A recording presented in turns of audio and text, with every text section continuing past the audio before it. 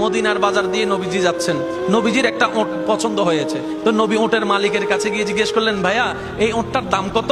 ওই দামাদামি হলো, নবী সে দামে কিনতে রাজি হলেন, কিন্তু নবীর কাছে তখন অর্থ ছিল না। তখন নবীজি ওনাকে বললেন, আপনি আমাকে ওটটা দেন, আমি এখন গিয়ে আপনার সেই প্রাপ্যটা পাঠিয়ে দিচ্ছি। ওটের মালিক ওনাকে ওটটা দিয়ে দিলেন। আশেপাশে যারা ওটের মালিক ছিল সবাই জিজ্ঞেস করতেছে, এই পাগলা, তুমি কি যাকে ওট দিয়েছো তাকে চিনো? বলে যে না। নাম জানো? বলে যে না। পরিচয় জানো? বলে যে না।